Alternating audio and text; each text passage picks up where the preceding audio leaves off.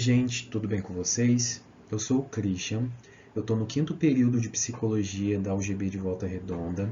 Provavelmente eu não conheço vocês ainda, porque a gente está em aula remota, mas espero conhecê-los em breve.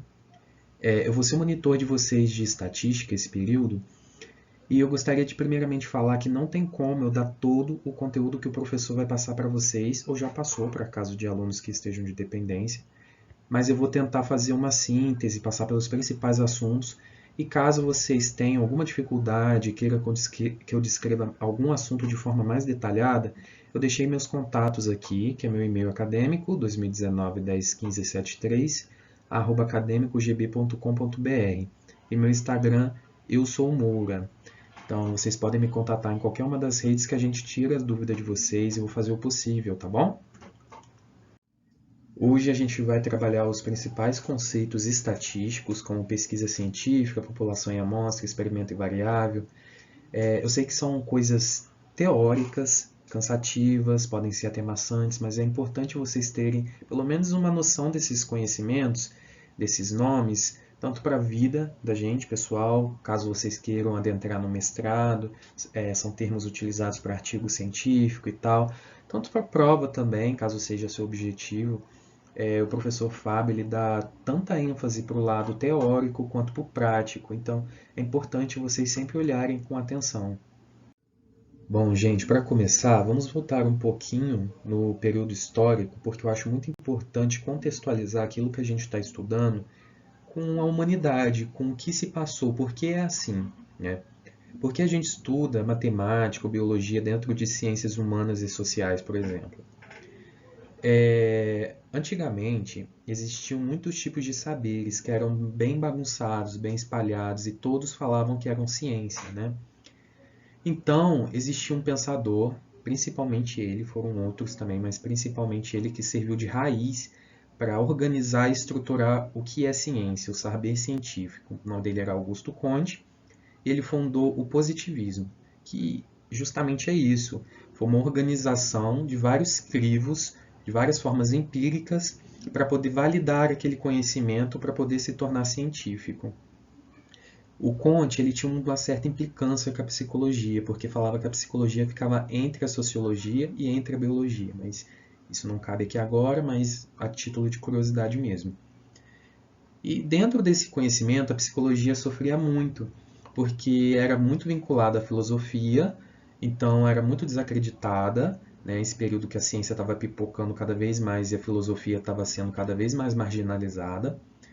E dentro disso, a psicologia ficava meio que perdida. Então foi em Leipzig, na Alemanha, o Wundt, que provavelmente vocês se lembram dele do Fundamentos Históricos da Psicologia, ele fundou a psicologia como ciência, porque ele passou a utilizar métodos quantitativos e estatísticos dentro da sua pesquisa. Então a psicologia surge aí como ciência.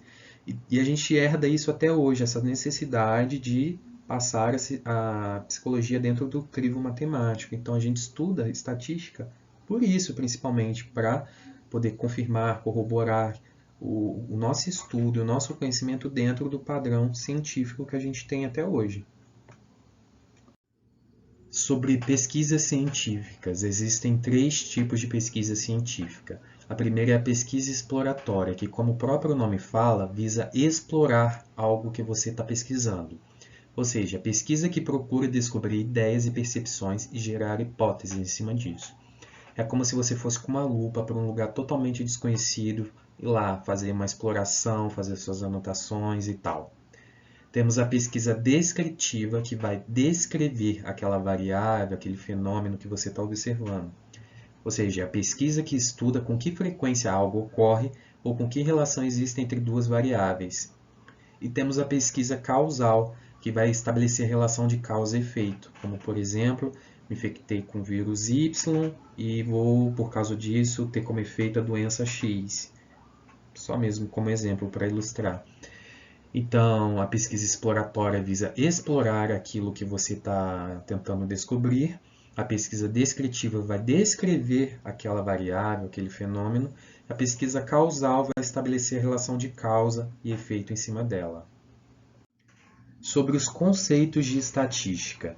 O que é estatística, gente? Estatística é um conjunto de técnicas destinadas ao estudo quantitativo, ou seja, de dados que dá para contar, né? De fenômenos coletivos, não é de fenômenos de uma pessoa, fenômenos individuais, são fenômenos coletivos de uma população.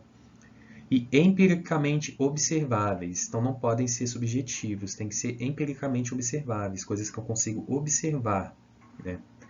Dado estatístico é número que mede a intensidade ou a característica de um fenômeno coletivo que está sendo estudado, né? E finalidade da estatística é desenvolver métodos e técnicas para coleta, organização, análise e interpretação de dados. Você vai pegar todo aquele estudo, não é para enfeitar, para deixar guardado, não, gente. Essa coleta é para você sempre fazer alguma análise em cima dela, como, por exemplo, interpretar dado.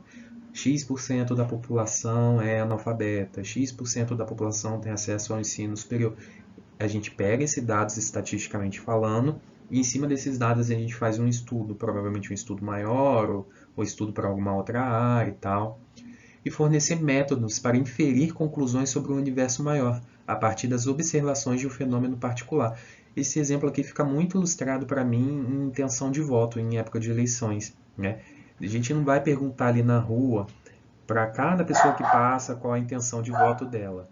Mas a gente vai pegar um grupo de pessoas seletas, isso a gente vai olhar mais à frente, né, com dados e características seletas, e a partir disso fazer um estudo estatístico de projeção, que a gente pode fazer alguma conclusão sobre um universo maior, né, ou seja, da população maior. Gente, antes de falar sobre os tipos, eu vou abrir um parênteses aqui só para falar. A primeira aula de hoje ela é muito teórica, tem muitos subtítulos, eu vou ter que ler muita coisa, infelizmente, mas não precisam decorar nada que está aqui. O importante é vocês entenderem, até porque o próprio nome já vai dando a dica, já vai explicando o que é aquele conceito. Como, por exemplo, estatística descritiva, busca descrever a realidade, usa técnicas para organizar e sintetizar os dados observáveis dessa realidade. Estatística descritiva vai descrever aquilo que o observador está enxergando, observando e tal. Estatística inferencial ou indutiva busca inferir, ou seja, busca aplicar, induzir ou estimar sobre uma característica do todo, com base nos dados da parte. Usa técnicas para generalizar um fato particular, tendo como referência uma amostra. Ou seja, inferencial vai pegar uma amostra, vai fazer um estudo sobre essa amostra e, com base no resultado dessa amostra, eu vou poder inferenciar ou ter uma indução sobre uma população maior. O que é inferência, então? A inferência é um método para tirar conclusão sobre um fenômeno através de repetidas observações, mantendo sempre as mesmas condições. É um processo mental para chegar a uma conclusão a partir de premissas, suposições. Para ilustrar isso daqui, sabe quando vocês estão lendo algum livro, algum artigo, fazendo uma resenha, e você sempre coloca ali a sua percepção, a sua observação sobre aquele fenômeno, aquele livro, aquele artigo, enfim, num filme que você viu, alguma novela, você coloca as suas impressões que você teve ali, isso é uma inferência que você está fazendo. É lógico que a inferência científica é rigorosa e atende a um critério científico. É diferente do senso comum, que é mais flexível. Porém, o processo é o mesmo. É um processo de você tirar uma conclusão, uma suposição, por meio de repetidas observações de algum fenômeno, de algo. Isso, gente, vai gerar uma incerteza, porque, estatisticamente falando, nada é certo. Não tem como a gente ter controle sobre todos os fatores que vão influenciar naquele fenômeno ali. Então, estatisticamente falando, a gente trabalha com uma incerteza, e essa incerteza a gente pode calcular. Mais para frente a gente vai aprender a fazer isso daí. E devido a isso, o nome que a gente dá é probabilidade, justamente pelas inferências estatísticas não serem 100% certas, né? Tem aquela margenzinha de erro. Então a gente trabalha com probabilidade. O estatístico ele não tem uma bola de cristal, ele não vai ver o futuro, ele pode criar uma probabilidade de futuro baseada naquela coleta de dados que ele teve ali no presente. Já sobre população e amostra, qual seria a diferença? A população é o universo de todas as ocorrências possíveis de um fenômeno aleatório. A população é o conjunto total dos dados de uma realidade.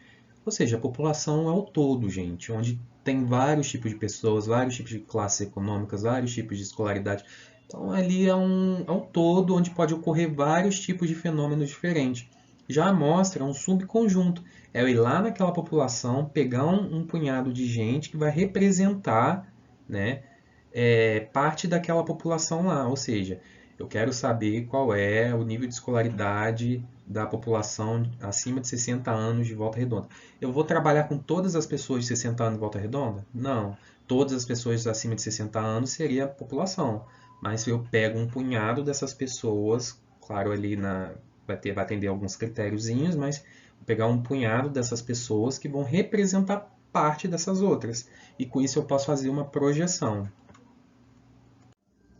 Sobre o levantamento de dados, é você pegar aqueles dados que você está pegando ali, coletando ali, e vai fazer observações daquele fenômeno.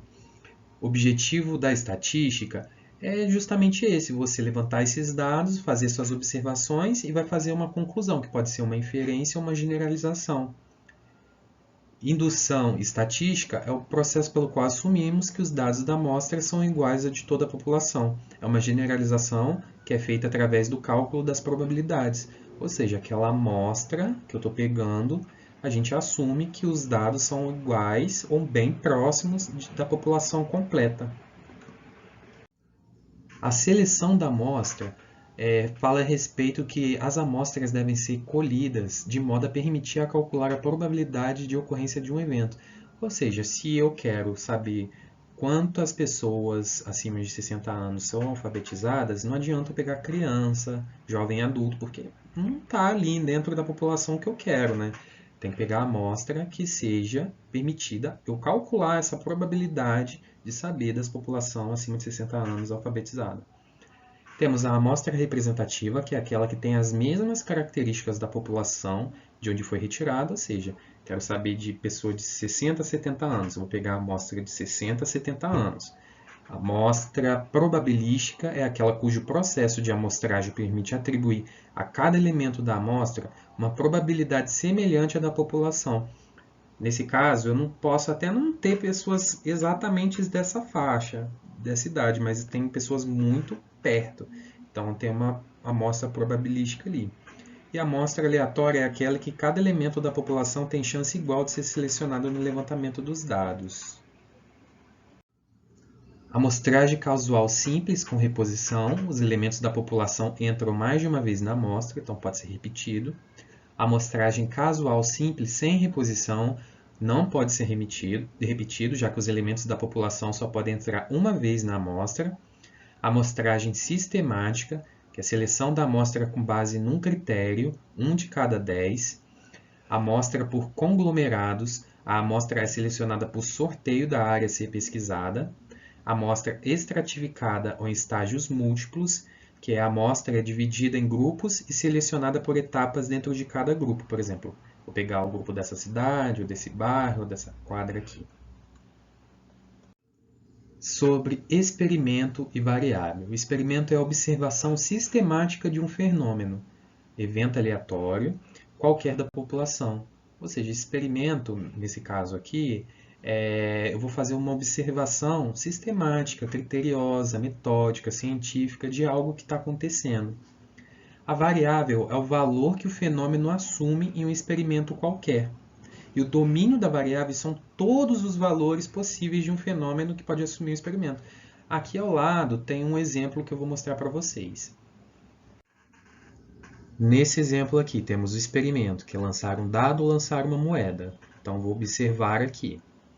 A variável é qualquer lado que pode cair do dado. O dado pode cair no 1, no 2, no 3, no 4, no 5 ou no 6. E na moeda, nesse caso aqui, podemos cair no caro ou no coroa. E o domínio da variável são todas as possibilidades de ocorrer. No caso do dado, do 1 até o 6, e no caso da moeda, caro ou coroa. Gente, essa parte aqui eu peço para vocês prestarem um pouco mais de atenção, porque isso aqui é muito comum cair em prova, concurso, e isso daqui vocês vão usar independentemente da faculdade de quais vocês forem, independentemente se vocês fizerem artigo, fizerem um banner, fizerem um resumo estendido, enfim. Isso é muito comum para pesquisa científica. Dentro das variáveis, existem dois tipos, que é qualitativa e quantitativa. A qualitativa são aquelas que se baseiam em qualidades, como o próprio nome está falando, e não podem ser mensuradas numericamente. Ou seja, eu não posso contar em número, porque eu me respaldo em qualidades. É uma variável qualitativa quando seus possíveis valores são categorias, né? Dentro delas podem ser nominais e ordinais. Nominais eu posso nomear, como a cor dos olhos, o sexo, a cor da pele e tal. E a ordinal é quando as variáveis podem ser colocadas em ordem, mas não é possível quantificar a diferença entre os resultados. Eu posso pôr em ordem, mas não posso falar que essa é melhor do que essa, entendeu? Por exemplo, classe social, classe baixa, classe média, classe alta, grau de instituição, ensino fundamental, ensino médio, ensino superior. Se eu for colocar qualidade, se eu falar que uma é melhor do que a outra, isso daí já é subjetividade nossa, não representa impacto estatisticamente falando, isso já é nosso, análise nossa. E dentro da escala quantitativa, gente, são aquelas que são numericamente mensuráveis, que eu posso contar, que eu posso medir. Ou seja, são possíveis valores numéricos ou resultantes de uma contagem, que podem ser contínuas, que são quando os valores são expressos como um intervalo ou união de números reais. Aí o professor deu exemplo de peso, altura, salário.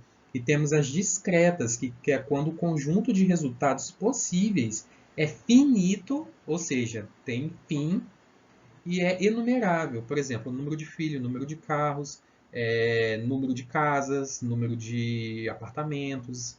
Então, eu posso numerar e tem número início e número final. Tá? Não são números normalmente que são irracionais e coisas do tipo, são números finitos. Esse vídeo vai ser disponibilizado lá na UGB, tá, gente? Nas páginas oficiais.